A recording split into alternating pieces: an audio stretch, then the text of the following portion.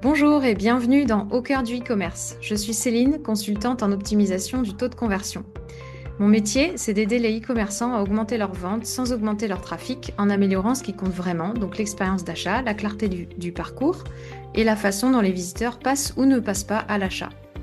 En fait, mon travail, ça consiste à analyser votre site comme un client pour comprendre où vous pouvez perdre des ventes, identifier où ça bloque, simplifier la navigation, optimiser les pages les plus importantes et transformer davantage de visiteurs en acheteurs. Donc, vous attirez plus de résultats, plus de chiffre d'affaires avec le même trafic. Et juste avant de commencer l'épisode du jour, si vous sentez que votre boutique e-commerce pourrait mieux convertir, que quelque chose bloque mais que vous ne savez pas quoi, je pourrais peut-être vous aider. Si vous voulez qu'on en discute, il vous suffit de réserver un appel qui est via le lien qui est dans la description de ce podcast. Et aujourd'hui, je reçois Louis Nevet, dirigeant de la marque de maillots de sport Un Bon Maillot. Bonjour Louis et merci d'avoir accepté mon invitation. Bonjour, avec plaisir. Alors Louis, pour commencer, est-ce que tu peux nous raconter ton parcours et la naissance de Un Bon Maillot? D'où est venue l'idée de ce concept? Un bon maillot, c'est une jeune marque encore, mais qui est née il y a 4 ans et demi, qui est un peu, dont l'origine est un peu cliché, en tout cas j'aime à dire cliché, parce qu'elle est née dans ma chambre étudiante quand j'étais D'accord, en train de terminer mes études à Paris à l'époque. ok, Et c'est vraiment, ça part vraiment d'une idée un peu rapide, qui par la suite est devenue un projet, qui par la suite est devenue une vraie structure et qui est ce qu'elle est aujourd'hui. Mais on a vraiment connu un peu toutes les étapes de ce qu'est, allez, on va dire une start-up qui a pu émerger et qui a pu s'inscrire pleinement dans son écosystème. d'accord. Ok, donc c'était une idée, c'est toi et des potes, vous aimiez le sport. On a toujours l'idée, elle est, en tout cas, ce projet, il est avec mon meilleur ami et associé. D'accord. Timothée, avec qui j'ai déjà eu la chance d'entreprendre par le passé. Donc Hmm. on se savait en tout cas capable de travailler ensemble, puisqu'on Ouais, avait déjà eu le loisir de le faire précédemment. Et l'idée, elle arrive en fait dans un contexte où on a offert quelques mois plus tôt une box mystère dans la mode à un pote à nous. On d'accord. a trouvé l'expérience géniale. Par contre, le contenu pas forcément terrible. Et nous, étant fans de sport, fans de foot spécifiquement, et moi, pour ma part, en tout cas, ayant toujours été plus ou moins dans l'écosystème footballistique, en fait, l'idée, elle me vient comme ça. Je me dis, OK, l'expérience était chouette. Moi, je connais bien le milieu du foot. Pourquoi est-ce qu'on n'adapterait pas à l'univers foot et plus tard à l'univers sport? Donc, j'en parle à mon meilleur ami. Il me dit, OK, c'est une bonne idée. Allons-y. Grosso Ouais, modo, ça part de là. Après, c'est un peu plus complexe. Naturellement, il se passe quelques mois, le oui, temps que l'idée émerge, qu'on la sorte de terre, qu'on en fasse quelque chose de concret. oui, Mais en tout cas, j'imagine. les prémices, c'est ça, quoi. D'accord. Ok, super. Et bah, le maillot de foot, c'est un objet qui est quand même chargé d'émotions et de nostalgie. Et qu'est-ce que tu voulais transmettre en lançant cette marque? En fait, même au-delà de ça, le maillot de foot aujourd'hui il s'inscrit pleinement dans le dressing des gens. C'est devenu plus qu'un simple objet basé sur la performance, si je puis dire. Ça fait vraiment partie en fait Ouais, du quotidien des gens et on n'achète plus un maillot de foot juste pour supporter une équipe, ou en tout cas pour annoncer le support ou le fait qu'on soit associé à une équipe. Maintenant, on consomme un maillot de foot. J'aime bien dire le mot consommer, et on consomme un maillot de foot pour plein de raisons. Parce qu'il est beau, parce qu'il nous plaît, parce qu'il est joli, parce que oui, il a une belle couleur, une belle coupe, enfin peu importe. C'est plus vraiment par attache ou par affect pour le club. Donc nous, à travers notre concept, on voulait surtout partager une expérience, parce que même si c'est très commercial comme discours, en réalité, on vend pas un maillot de foot ou un maillot de rugby ou un maillot de basket, on vend vraiment une expérience client. ouais, C'est ce que les gens viennent rechercher chez nous. d'accord. Et je voulais te demander d'ailleurs, bah, en termes d'expérience sur un marché où il existe déjà pas mal d'autres sites autour du foot, qu'est-ce qui distingue un bon maillot des autres? Pour moi, c'est vraiment le concept. Là Ouais, où, là où en fait la différence se crée, c'est que nos clients ou nos clientes n'ont absolument aucune idée de ce qu'ils vont recevoir chez eux. Et c'est c'est ça la ça. vraie Ouais, spécificité du concept, c'est la box mystère finalement. oui, Et la possibilité de pouvoir mentionner les équipes qu'on a déjà ou qu'on n'aime pas du tout, pour pas oui. être déçu en tout cas, pour Ah vivre bah oui, l'expérience oui. pleinement. Si tu On est reçois fan de un... l'OM, Ouais, voilà, on veut pas le PSG, mais on veut pas c'est l'OM non clair. plus, parce que l'OM on l'a déjà. Oui, Donc il y a ce côté-là. Et puis, bah, il y a ce que nous, on aime bien dire aussi, c'est un peu tout cet apprentissage, ou en tout cas cette culture qui se fait après la réception d'un maillot, où finalement, on découvre probablement une équipe qu'on connaissait pas, avec des joueurs qu'on connaissait pas. Et on va un peu se mettre à suivre l'équipe, à suivre le club, à voir les résultats le week-end, à s'y intéresser, en fait, finalement. Et oui, nous, ce qu'on aime proposer, en tout cas, ce qu'on aime dire, encore une fois, c'est la possibilité ou la capacité de recevoir un maillot qu'on n'aurait jamais pu acheter ailleurs ou qu'on n'aurait jamais pensé s'offrir soi-même ou offrir à quelqu'un. d'accord. Et justement, ce concept de box mystère, est-ce que tu n'avais pas peur que ça freine un petit peu les gens de pas savoir ce que tu reçois? Si forcément, après, en fait, c'est assez particulier, mais il y a vraiment un truc qui se crée du moment où les gens passent commande jusqu'au moment où ils reçoivent leur coffret et où ils découvrent ce qu'il y a à l'intérieur. En fait, Ouais, c'est la déception, elle fait partie du jeu. Elle fait complètement partie du jeu, mais c'est aujourd'hui en tout cas, c'est pas un frein à l'achat. C'est-à-dire que d'accord. les gens n'achètent pas le coffret en se disant je peux être déçu. Les gens s'achètent le coffret en se disant je vais vivre une expérience. C'est possible que je sois déçu. C'est pour ça que aujourd'hui il y a des options. C'est pour ça qu'on a la possibilité d'exclure ce qu'on n'aime pas, etc., etc. Mais Oui, on achète vraiment le coffret pour l'expérience. Et puis si le maillot il nous plaît pas, bah c'est pas grave. On peut le revendre, on peut l'offrir à quelqu'un, on peut toujours oui, demander à le changer, même si ça fait pas partie du concept. Mais voilà, c'est quand même possible. Et les gens achètent vraiment ce coffret-là pour vivre l'expérience plus que au-delà de se dire je vais être trop content, je vais être déçu. Ils savent très bien qu'ils vont pas tomber sur le Real Madrid ou le PSG. Ça n'a aucun sens. hmm. Si c'est justement si c'est pour tomber sur ces maillots-là, autant aller les acheter directement en magasin. Oui, bah c'est sûr, c'est pas du tout la même expérience en fait. Ouais, c'est Ça ouais n'a donc aucun vous intérêt. ouais, ouais, ouais. Ah, c'est marrant, vous vendez vraiment l'expérience avec le côté mystère et les risques entre guillemets que ça comporte quoi, finalement. Exactement. Et ce Ouais, risque-là, pour entre guillemets l'accepter plus facilement, ou en tout cas pour ne pas créer de la friction ou freiner à l'achat, nous, on s'est volontairement positionné beaucoup plus bas que les prix du marché. Ce qui veut d'accord. dire que si vous êtes, mais encore une fois, tout ça c'est subjectif, mais si vous êtes chanceux ou malchanceux, vous tomberez sur un maillot qui, quoi qu'il en coûte, sera forcément moins cher que ce que vous l'auriez payé dans le magasin à côté de chez vous ou sur Oui, Internet. Donc c'est ça aussi qui rend la déception plus acceptable oui, c'est sûr. sous couvert qu'il y ait une déception. Ouais, c'est sûr. Et aujourd'hui, est-ce que tu connais tes clients? Est-ce que tu sais qui ils sont et qu'est-ce qui déclenche l'achat chez eux? Est-ce que c'est plutôt bah, la nostalgie, le design ou l'histoire derrière le maillot, l'histoire de l'équipe? C'est super dur pour nous de déterminer un client type ou un client cible. Comme je dis souvent, mes professeurs lors de mes études, s'ils m'écoutent, ils s'arracheraient les cheveux. Mais on n'a pas, voilà, on n'a pas de client, on n'a pas de client cible. En fait, notre client, c'est vraiment absolument tout le monde. Ça va être comme je le disais tout à l'heure, le consommateur de football, mais au sens large. Donc, pas forcément le pratiquant, mais ça peut aussi être le pratiquant. Ça peut être la maman pour son fils ou sa fille. Ça peut être Oui, les grands-parents pour leur petite fille ou leur petit-fils. Ça peut être la chérie pour son chéri ou le chéri pour sa chérie. Ça peut être le groupe d'amis pour leur pote ou qu'importe. Ça peut être pour un pot de départ. Ça peut être pour un enterrement de vie de garçon. Enfin, il y a ouais, énormément de raisons de s'offrir ou d'offrir nos coffrets. Et en fait, aujourd'hui, on se rend compte que bah voilà, notre client ou notre cliente, c'est absolument tout le monde. On est quand même sur un produit qui est largement accessible pour n'importe quelle bourse, hein, pour n'importe quel oui, pouvoir d'achat. On est sur quand même un produit qui est autour de 40 à 50 euros. Donc oui, voilà, ça reste relativement accessible. Et puis, bah, il y a aussi tous les gens qui, un, ont envie de se faire plaisir, donc ils vont se l'acheter pour eux, ou qui peuvent s'abonner, parce que notre formule, elle est soit par abonnement, soit par one shot, mais aussi et surtout tous les gens qui ont envie d'offrir. C'est ce qui fait que, bah, par ouais. exemple, on fait 30 à 35% de notre chiffre d'affaires juste sur la période de Noël, parce que c'est une période qui est archi propice finalement aux cadeaux. Ah oui, c'est clair, Donc ouais.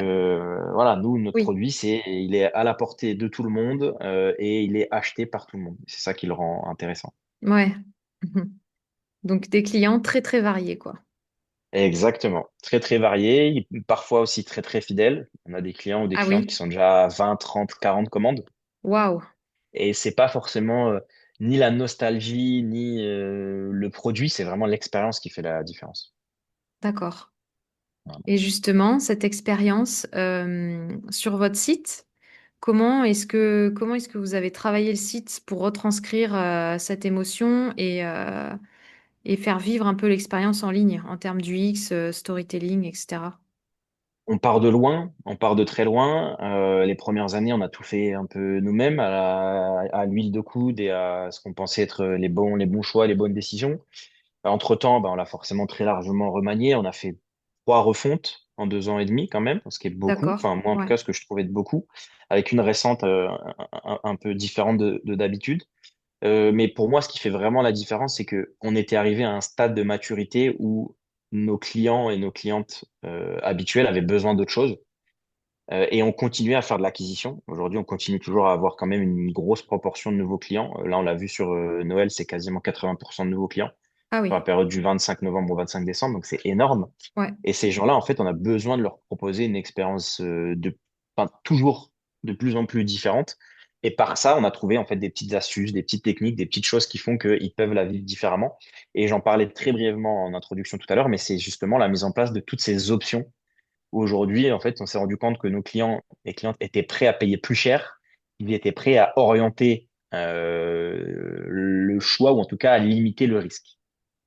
Donc, en D'accord. fait, c'est la mise en place de toutes ces petites choses de, OK, tu veux un maillot uniquement de première division, il faut que tu choisisses cette option. Tu veux un maillot uniquement de petites équipes, en tout cas d'un petit niveau ou peu connu, il faut prendre cette option. Tu veux uniquement un gros club, prends cette option.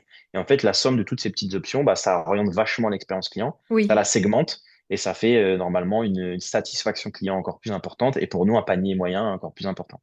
Ok. Et quand tu regardes ton site e-commerce aujourd'hui, c'est quoi les indicateurs clés que tu suis pour savoir si ça performe bien? Ça va être, enfin, alors moi, c'est pas mon job de tous les jours. Aujourd'hui, on a un responsable e-commerce dont c'est le job. Même si j'ai occupé ce poste pendant longtemps, les indicateurs, en tout cas les miens, étaient très basiques, très simples.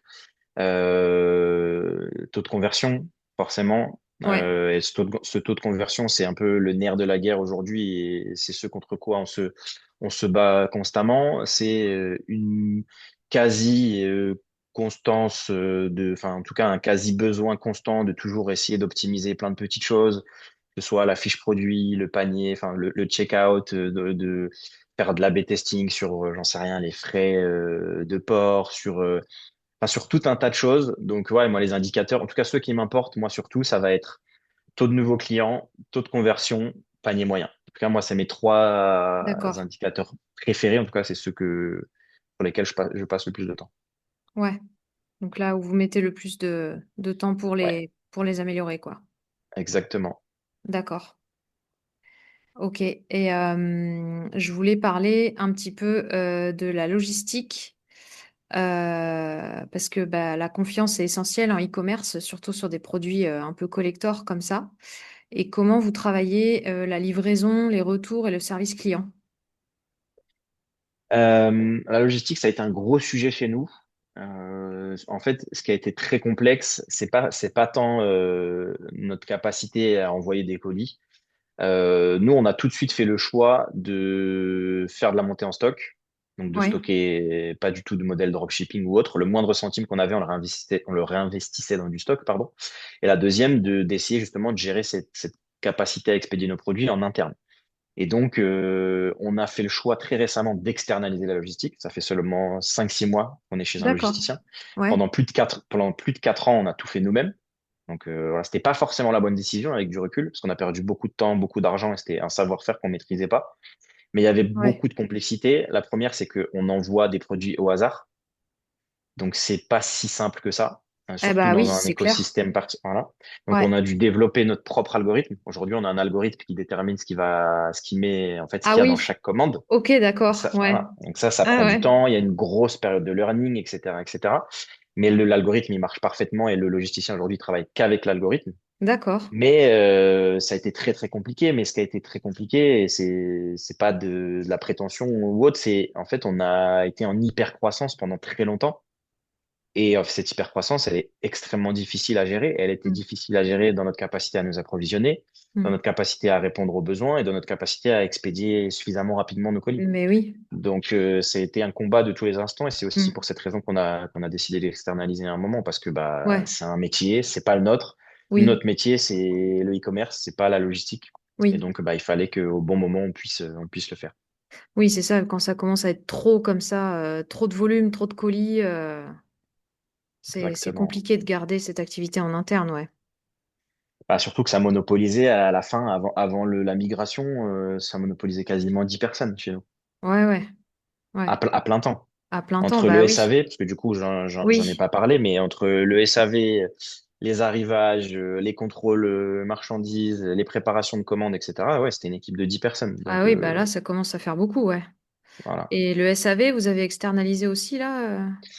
Alors, on a toujours internalisé jusqu'à cet hiver, où pour passer la peak période, on en a externalisé une partie, mais on a D'accord. quand même gardé les équipes en interne. Ouais. Donc, on a juste fait le choix en fait, de prendre, on n'a pas externalisé, on a pris de la ressource externe pendant 2 à 3 mois, en fait, novembre, décembre, janvier. Mais sinon, on a toujours gardé en interne le SAV. Chez nous, c'est en tout temps 2 personnes et demie quand même. Oui. Donc, c'est pas rien, quoi. Ouais. Et vous avez beaucoup de retours clients? En fait, non. Par chance, par rapport au domaine, en tout cas, du prêt-à-porter, enfin, la moyenne dans le prêt-à-porter, elle est quand même plus autour des 12 15%. Nous, on est plus autour des 3 à 4%. Ah Donc, on est oui. quand même bien en dessous. Par contre, on est un produit qui est soumis à extrêmement d'échanges clients, que ce soit en Ah amont oui. ou après, quoi. Donc, il y a du D'accord. service après-vente, mais il y a aussi beaucoup de services avant-vente. Et il y a forcément aussi beaucoup de services pendant la vente, si je puis dire. Donc, on doit gérer l'avant, le pendant et l'après. Donc, Oui. étant donné qu'on est un produit, enfin, on est une expérience un peu particulière, un produit un peu spécial, étant donné qu'il y a beaucoup de volume à gérer, etc., il peut vite y avoir des temps de livraison ou de préparation de commandes qui s'allongent. Ouais. Étant donné qu'on prend en considération l'ancienneté de nos clients, Ouais. enfin l'antériorité de leurs commandes et leurs exclusions, bah ça aussi, ça peut prendre du temps. Je dis un exemple tout bête, mais si le client, il a décidé, je sais pas, il est à sa 20e commande, il décide de réexclure des clubs et que nous, en stock, on a comme par hasard 20 équipes qu'on lui a déjà donné dans ses maillots précédents, plus des maillots qu'il a exclus dans sa commande, bah, c'est un produit qu'on n'a pas en stock. Donc, c'est Ah un produit ouais. qu'on doit acheter à partir du moment où on reçoit la commande du client. Ah ouais, c'est Donc, ça. donc s'il peut vite se retrouver à attendre 8, 10, 15 jours alors qu'il pensait la recevoir en 24, 48 heures. Et ouais. Donc nous, derrière, tout ça, c'est de la gestion Et oui, il faut dont les gens n'ont pas l'avertir, forcément conscience. lui expliquer, Exactement. ouais. Ouais. Et oui. Ouais. Mhm. C'est toute une logistique. C'est le cas de le Exactement. dire. Mhm. Et je voulais te demander s'il y avait une décision, un changement sur le site, sur l'offre ou sur la communication qui avait clairement marqué un tournant pour un bon maillot. Euh, j'ai pas en tête de changement conséquent. Je pense que c'est vraiment la somme de plein de petites Ouais, choses, petit à petit, qu'on fait qu'on a constamment en fait essayé d'améliorer notre offre, d'améliorer nos produits, etc. On a longtemps été monoproduit pendant quasiment 2 ans ou 2 ans et demi. On s'était focus que sur en fait une box entrée de gamme un peu fourre-tout, mais qui ok, du coup là où on pensait garder tout le monde, on perdait tout le monde. Et bah, en fait, c'est quand on a fait ce choix de, un, proposer d'autres produits et deux, de proposer d'autres offres, en tout cas d'autres manières de consommer le produit, bah, d'accord. ça fait quand même pas mal la différence. Ouais, Où justement, il y en avait vraiment pour tout le monde, pour tous les budgets, pour toutes les envies, etc., etc. Et ça, je trouve en tout cas que ça a fait la différence. Mine de rien, on vend quand même quelque chose de très simple. oui, Un coffret avec un maillot à l'intérieur. Donc, on n'a pas ouais. besoin de faire de choses trop complexes, trop difficiles à comprendre, trop techniques. Il faut quand même aller à l'essentiel, du bête et méchant. Une formule one shot ou une formule abonnement, à toi de choisir, Oui, tes options ou pas tes options, et basta, quoi. et Il faut que ce voilà, soit quand même ouais, assez rapide. oui. Donc voilà, on cherche, comme dit, constamment le petit truc qui fait la différence, le petit truc qui justement crée de la friction, qui empêche le client de convertir ou qui ralentit le taux de conversion. Là, depuis qu'on a sorti une refonte en octobre, on a vu le taux de conversion chuter. Donc Ah, typiquement, on sait que la refonte, elle est peut-être trop complexe, peut-être que l'analyse, enfin, peut-être que la compréhension est pas idéale. Enfin, il y a beaucoup. Donc là, on est en train de rectifier un peu le tir. Et voilà, il y a plein de petites choses qui font que là, on a un super site, en tout cas, on trouve qui est bien plus joli que les sites précédents, même si je sais d'accord. pas si on est très objectif. Mais notre avis à nous par rapport à ce qu'on produisait avant, on trouve que c'est quand même beaucoup mieux aujourd'hui. Mais Hmm. peut-être que justement, le mieux est pas ce qu'il faut, et pas ce que les clients veulent, et pas suffisamment clair pour nos clients. Ouais, Donc, des bah, fois, ouais. t'es constamment en train de devoir corriger des choses. Ouais, ouais, des fois on est surpris. On se dit, ah, bah, c'est vachement mieux qu'avant. Puis en fait, quand on voit le comportement des utilisateurs et les indicateurs qui chutent, Exactement. Ouais. Puis Ouais, ça fait vite la différence. ouais, Même si on n'est pas une machine de guerre du e-com, on fait quand même plusieurs centaines de milliers de visiteurs par mois, etc. ouais. Un taux de conversion même de 1% ou de 2% différent sur 100 000 ou Bah, 200 000 visiteurs, c'est énorme. bien C'est sûr, énorme. ouais, Donc voilà, il faut essayer de clairement. rectifier le tir et la moindre petite virgule ou petit pourcent qu'on peut aller chercher, il fera la diff. Donc, Ça, c'est sûr. Mm. mm, mm. Et depuis le lancement, est-ce qu'il y a eu des principales difficultés que vous avez dû surmonter? Et qu'est-ce que ça t'a appris, toi, en tant que dirigeant d'un e-commerce? Euh, difficulté, je pense que c'est ce que je disais tout à l'heure, c'est l'hypercroissance. En fait, c'est le fait que tout Ouais, aille vite, trop vite. Et au-delà d'être des e-commerçants, on est des humains. Et les humains, parfois, ils agissent mal, ou en tout cas, ils réfléchissent mal. Et nous, on part de rien. Ça part, comme je disais, de ma chambre étudiante. C'est passé de rien à tout en très très peu de temps. On s'est retrouvé à faire, on est passé de 0 à 25 millions de chiffres en 3 ans. Enfin, c'est allé à une vitesse colossale et ça, on a ouais, vraiment, vraiment eu du mal à le gérer. Et encore aujourd'hui, et je le dis avec lucidité, mais c'est ce qui nous a fait défaut. Et il y a deux manières de cracher une boîte. C'est soit t'as pas d'activité, soit t'en as trop et tu sais plus la gérer. Et nous, on était dans cette deuxième, enfin, on était et on est toujours dans ce deuxième cas de figure où ça allait tellement vite qu'on s'est retrouvé dépassé par les événements, mais de partout sur notre capacité ouais, à, voilà, à trouver la marchandise, à la livrer à temps, à être capable de l'expédier suffisamment rapidement, à trouver des produits de qualité, à trouver des nouveaux fournisseurs, à trouver du staff pour répondre aussi ouais, à la croissance. Enfin, voilà, c'est toutes ces choses-là. Mais comme je dis, on reste des humains et le problème de l'humain, c'est pas de la cupidité, c'est pas une question d'argent. Nous, ce qui nous drive et ce qui nous drivait, ce qui nous drive toujours aujourd'hui, c'est bah, de développer à fond le projet, de l'emmener là où on est capable de l'emmener. Et ça, bah, parfois, ça fait prendre des mauvaises décisions. Là où on aurait peut-être dû ralentir la croissance à un moment, bah, on n'a pas voulu, on a continué en se disant ça va le faire. Puis à un moment, bah, ça le fait plus, donc tu es obligé de mettre un peu le pied sur le frein. Donc voilà, je sais pas s'il y a des choses que je ferais différemment, mais en tout cas, s'il y a une chose dont je suis certain, c'est qu'on a beaucoup, beaucoup appris des très, très nombreuses erreurs qu'on a pu faire ouais, pendant 3 4 ans. d'accord. Et ouais, là, vous avez dû prendre des décisions sur tous les fronts, en fait. Vous étiez impacté Ouais, sur tous les plans, quoi. C'est puis fou, une jamais envie croissance de. comme ça. C'est un truc que tu as l'impression que tu maîtrises plus rien, que c'est... Puis c'est notre faute. On a voulu aller à l'étranger tout de suite. Donc on est parti à l'étranger tout de suite. On a voulu là maintenant aller en B2B, en retail. Donc en fait, on fait tout en même temps. Au lieu de se focus Ouais. sur un truc et de le faire bien. Nous, Hmm. on fait beaucoup, beaucoup de choses, mais pas forcément bien. Donc bah voilà, c'est plein de mauvaises décisions, mais pas de regrets parce que c'est justement toutes ces décisions qui font Ouais. qu'on en est là où on en est aujourd'hui. Et voilà, quoi. Oui, et puis de toute façon, on apprend de chaque erreur, hein, comme on dit, hein. Exactement. Voilà. Et pour parler un petit peu du futur, comment tu imagines l'avenir de Un Bon Maillot sur l'évolution de l'offre, l'évolution du site, de la marque et de la relation aussi avec ta communauté? Bah en fait, c'est là tout le paradoxe, c'est que je pense qu'on peut se revendiquer pleinement DNVB parce qu'on est né en ligne, on a grandi en ligne, ce qui nous a fait exploser, c'est les réseaux sociaux, etc., etc. Mais là, depuis un an maintenant, la directive, c'est d'accélérer sur la partie physique et plus tant online. Donc, on est en train de faire Ok. une sorte de pivot où on accélère Ouais. drastiquement en fait le développement de nos partenaires retailers avec qui on travaille aujourd'hui, que sont Decathlon, Intersport, Ok. Kingsway, Leclerc, Carrefour, etc., etc. Parce que bah, en fait, il y a un tel potentiel et il y a une telle capacité à croître tellement plus rapidement et avec tellement plus de force de frappe que bah voilà, on fait un peu le cas de figure inverse. On a eu la chance de grandir en ligne, maintenant on s'attaque au point de vente physique. C'est un D'accord. business qui est complètement différent, Ah mais oui, oui. qui est surpuissant.